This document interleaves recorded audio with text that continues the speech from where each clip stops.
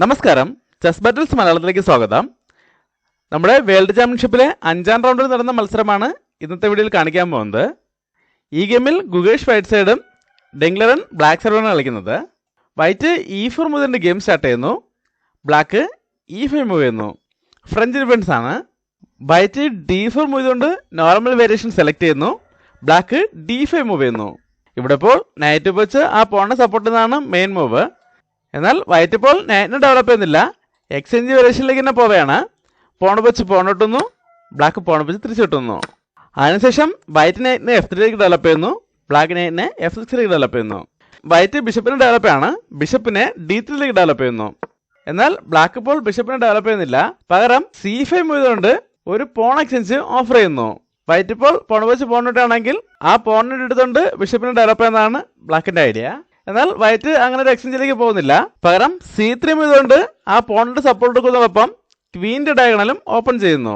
ഇവിടെ ഇപ്പോൾ ഈ പോണുകൾ തമ്മിൽ എക്സ്ചേഞ്ച് ചെയ്യുകയോ അല്ലെങ്കിൽ ബിഷപ്പിനെ ഡെവലപ്പ് ചെയ്ത ശേഷം കിങ്സിലേക്ക് കാസ്റ്റിംഗിന് ശ്രമിക്കുകയാണ് ബ്ലാക്കിന്റെ മെയിൻ മൂവ്. എന്നാൽ ബ്ലാക്ക് ഇവിടെ ഒരു അറ്റാക്കിലേക്ക് പോവുകയാണ്.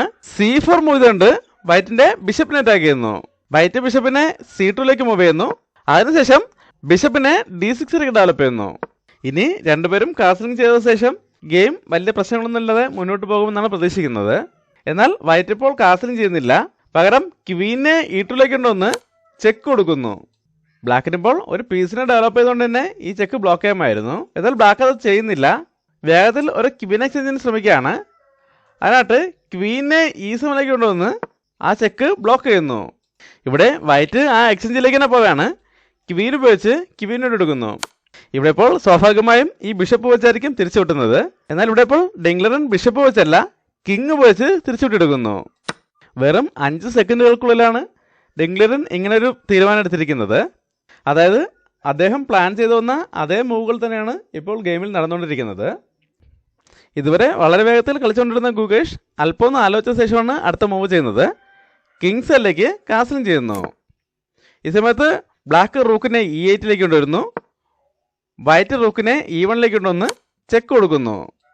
ഇപ്പോൾ എന്തായാലും ബ്ലാക്കിന് ഈ ബിഷപ്പ് വെച്ച് ചെക്ക് ബ്ലോക്ക് ചെയ്യാൻ പറ്റില്ല.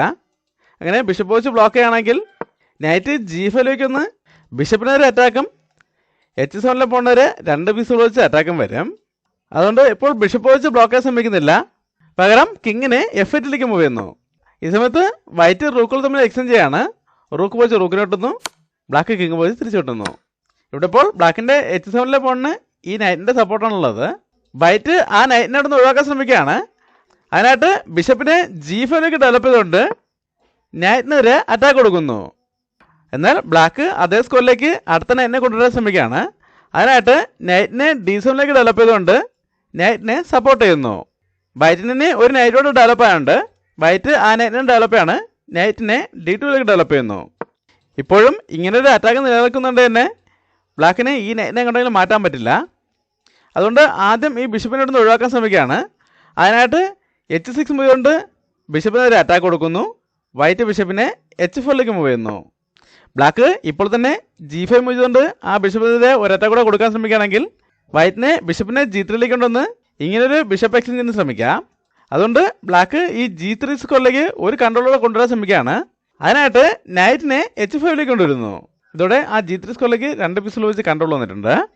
ഇനി G5 മൂവ് ചെയ്ത ശേഷം ഈ ബിഷപ്പും നൈറ്റും തമ്മിൽ എക്സ്ചേഞ്ച് ചെയ്യാണ് ബ്ലാക്കിൻ്റെ ഉദ്ദേശം.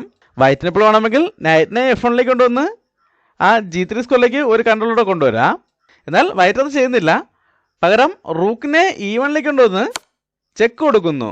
ഈ ഡയഗണൽ മുഴുവൻ ബിഷപ്പിൻ്റെ കൺട്രോളിലാണ്, വേറെ നല്ല ഓപ്ഷൻ ഒന്നുമില്ല. അതുകൊണ്ട് ബ്ലാക്ക് കിങ്ങിനെ F8ലേക്ക് മൂവ് ചെയ്യുന്നു. ഇവിടെ വൈറ്റിൻ്റെ ഈ ബിഷപ്പിനെതിരെ പോൺ വെച്ച് അറ്റാക്ക് വരുന്നതിന് മുമ്പായിട്ട് തന്നെ ബ്ലാക്കിൻ്റെ ഈ നൈറ്റിനെ ഇവിടുന്ന് ഒഴിവാക്കാൻ ശ്രമിക്കുകയാണ്. അതിനായിട്ട് G4 മൂവ് ചെയ്തുകൊണ്ട് നൈറ്റിനെതിരെ അറ്റാക്ക് കൊടുക്കുന്നു. ഈ G5 മൂവ് ചെയ്തുകൊണ്ട് ഒരു കൗണ്ടർ അറ്റാക്കിന് ശ്രമിക്കുകയാണെങ്കിൽ വൈറ്റിന് ആദ്യം ബിഷപ്പ് വെച്ച് പോൺ എടുക്കാം, അതിനുശേഷം നൈറ്റിനെ എടുക്കുക. ഇതോടെ ഒരു പോൺ ലാഭം കിട്ടും. അങ്ങനെ ഒരു പ്രശ്നമുള്ളതുകൊണ്ട് ബ്ലാക്ക് ഇപ്പോൾ ഒരു കൗണ്ടർ അറ്റാക്കിലേക്ക് പോകുന്നില്ല, പകരം ഈ നൈറ്റിനെ ഇടുന്ന് മാറ്റാണ്, നൈറ്റിനെ F4ലേക്ക് കൊണ്ടുവരുന്നു. ഇതോടെ ബ്ലാക്കിൻ്റെ സപ്പോർട്ടില്ലാത്ത ബിഷപ്പും ഉള്ള നൈറ്റും ഒരേ ഡയഗണിലേക്ക് വന്നിരിക്കുകയാണ്.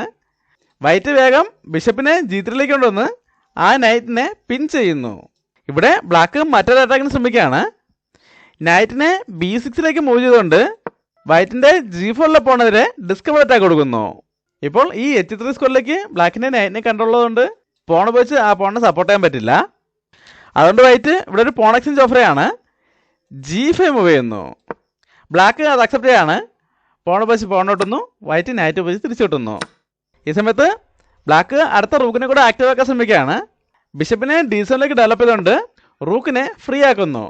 ഇവിടെ ഇപ്പോൾ വൈറ്റിന് നൈറ്റ് ഉപയോഗിച്ച് ഇങ്ങനൊരു ചെക്ക് കൊടുക്കാൻ അവസരം ഉണ്ടെങ്കിലും ആ ചെക്ക് കൊണ്ട് വലിയ ഉപയോഗമൊന്നും കിട്ടാൻ പോകുന്നില്ല. എന്നാൽ ഈ നൈറ്റിനെ തിരിച്ചു കൊണ്ടുവന്നാൽ മറ്റൊരു ഉപയോഗമുണ്ട്. അതുകൊണ്ട് ആ നൈറ്റിനെ തിരിച്ചു കൊണ്ടുവരികയാണ്. നൈറ്റിനെ F3ലേക്ക് തന്നെ തിരിച്ചു കൊണ്ടുവരുന്നു. ഈ സമയത്ത് ബ്ലാക്ക് ഒരു റൂക്ക് എക്സ്ചേഞ്ച് ഓഫറെയാണ്. റൂക്കിനെ E8ലേക്ക് കൊണ്ടുവന്ന് വൈറ്റിൻ്റെ റൂക്കിനെ അറ്റാക്ക് ചെയ്യുന്നു. ഇപ്പോൾ ഈ റൂക്കിനെതിരെ ഇങ്ങനൊരു അറ്റാക്ക് വന്നില്ലെങ്കിൽ പോലും നൈറ്റിനെ E5ലേക്ക് കൊണ്ടുവന്ന് ഈ ബിഷപ്പിൻ്റെ ഡയഗണൽ ക്ലോസ് ചെയ്യുക എന്ന ഉദ്ദേശത്തോടെയാവും വൈറ്റ് നൈറ്റിനെ തിരിച്ചു കൊണ്ടുവന്നത്. അതുകൊണ്ട് തന്നെ ഗുഗേഷ് ഇപ്പോൾ ഒരു എക്സ്ചേഞ്ചിലേക്ക് പോകുന്നില്ല. പകരം നൈറ്റിനെ E5ലേക്ക് മൂവ് ചെയ്തുകൊണ്ട് ബിഷപ്പിൻ്റെ ഡയഗണൽ ക്ലോസ് ചെയ്യുന്നു. ഇതോടെ F4 നൈറ്റ് സപ്പോർട്ടില്ലാതായിരിക്കുകയാണ്. അതുകൊണ്ട് ബ്ലാക്ക് ഒരു എക്സ്ചേഞ്ചിലേക്ക് പോവുകയാണ്. ബിഷപ്പ് വെച്ച് നൈറ്റിനെ എടുക്കുന്നു. ഇവിടെ ഇപ്പോൾ റൂക്ക് ഉപയോഗിച്ച് തിരിച്ചെട്ടിക്കൊണ്ട് ഒരു റൂക്ക് എക്സ്ചേഞ്ചിനൂടെ ശ്രമിക്കുന്നതായിരുന്നു വൈറ്റിൻ്റെ നല്ല മൂവ്. എന്നാൽ ഗുഗേഷ് ഇപ്പോൾ റൂക്ക് ഉപയോഗിച്ച് ഇട്ടെടുക്കുന്നില്ല. പകരം പോൺ വെച്ച് ബിഷപ്പിനെ എടുക്കുന്നു. ഇപ്പോഴും ബ്ലാക്കിൻ്റെ ഈ നൈറ്റ് ഇവിടെ അറ്റാക്കിലാണ്. ബ്ലാക്ക് ആ നൈറ്റിനെ ഈ ലൈറ്റ് സ്ക്വയർ ബിഷപ്പായിട്ട് എക്സ്ചേഞ്ച് ചെയ്യാൻ ഫോഴ്സ് ചെയ്യുകയാണ്. നൈറ്റിനെ D3ലേക്ക് കൊണ്ടുവന്ന് ബ്ലാക്കിൻ്റെ റൂക്കിനെ അറ്റാക്ക് ചെയ്യുന്നു. ഇപ്പോൾ റൂക്കിനെതിരെയും B2 പോണെതിരെയും അതുപോലെ E5 പോണെതിരെയും ഒരുമിച്ച് അറ്റാക്ക് വന്നിരിക്കുകയാണ്. അതുകൊണ്ട് തന്നെ വൈറ്റിന് അത് അക്സെപ്റ്റ് ചെയ്യേണ്ടി വരികയാണ്. ബിഷപ്പ് വെച്ച് നൈറ്റിനെ കിട്ടുന്നു. ബ്ലാക്ക് പോൺ വെച്ച് തിരിച്ചു കിട്ടുന്നു. ഇതോടെ ബ്ലാക്കിന് ഇവിടെ ഒരു ഡബിൾഡ് പോൺ ആയിട്ടുണ്ടെങ്കിലും അതിലൊരെണ്ണം പാസ്ഡ് പോണായി മാറിയിട്ടുണ്ട്. വൈറ്റ് ഇവിടെ F3 മൂവ് ചെയ്ത ശേഷം ബ്ലാക്ക് ആ പാസ്ഡ് പോണിനെ സ്ട്രോങ് ആക്കി മാറ്റാൻ ശ്രമിക്കുകയാണ്. അതിനായിട്ട് നൈറ്റിനെ C4ലേക്ക് കൊണ്ടുവന്ന് വൈറ്റിൻ്റെ നൈറ്റിനെ അറ്റാക്ക് ചെയ്യുന്നു. ഇപ്പോൾ വൈറ്റിൻ്റെ നൈറ്റിനെതിരെയും B2 പോണിനെതിരെയും അറ്റാക്കുണ്ട്. വൈറ്റിനിപ്പോൾ ഈ രണ്ട് പ്രശ്നങ്ങളും ഒരുമിച്ച് പരിഹരിക്കാൻ കഴിയില്ല. അതുകൊണ്ട് തന്നെ ആ എക്സ്ചേഞ്ച് ഓഫർ അക്സെപ്റ്റ് ചെയ്യേണ്ടി വരികയാണ്. നൈറ്റ് പോസ്റ്റ് നൈറ്റിന് കിട്ടുന്നു. ബ്ലാക്ക് പോൺ ഉപയോഗിച്ച് തിരിച്ചു കിട്ടുന്നു. ഇതോടെ ബ്ലാക്കിൻ്റെ പാസ്ഡ് പോൺ വളരെ സ്ട്രോങ് ആയിട്ട് മാറിയിട്ടുണ്ട്. ഇപ്പോൾ ഈ പോണുള്ള സപ്പോർട്ട് ഒഴിവാക്കുന്നതിനായിട്ട് B3 മൂവ് ചെയ്യുകയാണെങ്കിൽ ബ്ലാക്കിന് ഇപ്പോൾ പോൺ വെച്ച് പോൺ ഇട്ടേണ്ട ആവശ്യമില്ല. B5 മൂവ് ചെയ്തുകൊണ്ട് ആ പോണിന് വീണ്ടും ഒരു സപ്പോർട്ട് കൊടുക്കാൻ കഴിയും. അതുകൊണ്ട് വൈറ്റ് ഇവിടെ മറ്റൊരു രീതിയിൽ ആ പ്രശ്നം പരിഹരിക്കാൻ ശ്രമിക്കുകയാണ്. അതിനായിട്ട് റൂക്കിനെ E4ലേക്ക് കൊണ്ടുവന്ന് C4 പോണിനെ അറ്റാക്ക് ചെയ്യുന്നു.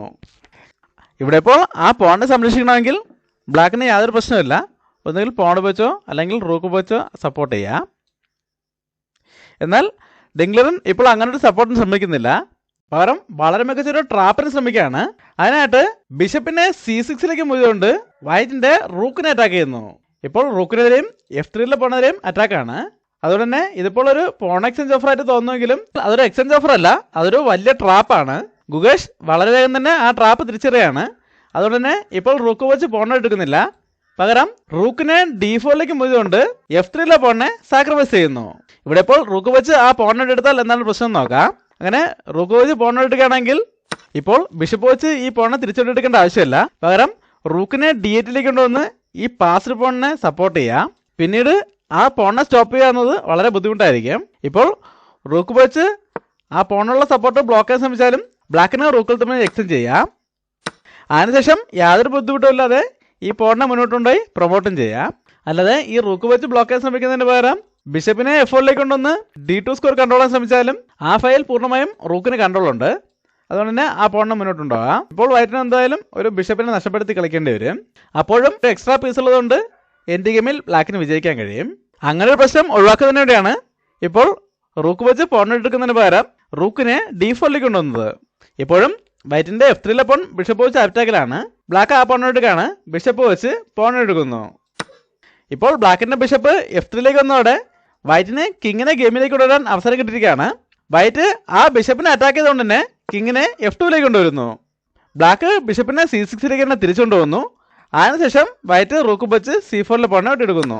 D5 ഉണ്ടായിരുന്ന റൂക്ക് ഇങ്ങോട്ടേക്ക് മാറിയതോടെ ബ്ലാക്ക് വേഗം തന്നെ ഈ പാസ്ഡ് പോണിന് സപ്പോർട്ട് കൊടുക്കാൻ ശ്രമിക്കുകയാണ്. റൂക്കിനെ D8ലേക്ക് കൊണ്ടുവന്ന് പോണിനെ സപ്പോർട്ട് ചെയ്യുന്നു. നേരത്തെ G1 ഉണ്ടായിരുന്ന കിങ് F2ലേക്ക് മാറിയതോടെ പൊസിഷനിൽ ആകെ ഒരു മാറ്റം വന്നിരിക്കുകയാണ്. ഇനി ഈ റൂക്കുകൾ തമ്മിൽ എക്സ്ചേഞ്ച് ചെയ്ത് കഴിഞ്ഞാലും വൈറ്റിന് കിങ് വെച്ച് ഈ പോണിനെ സ്റ്റോപ്പ് ചെയ്യാൻ കഴിയും. അതുകൊണ്ട് തന്നെ വൈറ്റ് ഇവിടെ ആ എക്സ്ചേഞ്ചിന് ഫോഴ്സ് ചെയ്യാണ്. റൂക്കിനെ D4ലേക്ക് കൊണ്ടുവന്ന് ബ്ലാക്കിൻ്റെ റൂക്കിനെയും D3 പോണേയും ഒരുമിച്ച് അറ്റാക്ക് ചെയ്യുന്നു. ബ്ലാക്ക് അത് അക്സെപ്റ്റ് ആണ്. റൂക്ക് വെച്ച് റൂക്കിന് കിട്ടുന്നു. വൈറ്റ് പോണ വെച്ച് തിരിച്ചിട്ടുന്നു. ബ്ലാക്ക് ബിഷപ്പിനെ D5 കൊണ്ടുവന്ന് A2 പോണവരെ അറ്റാക്ക് കൊടുക്കുന്നു.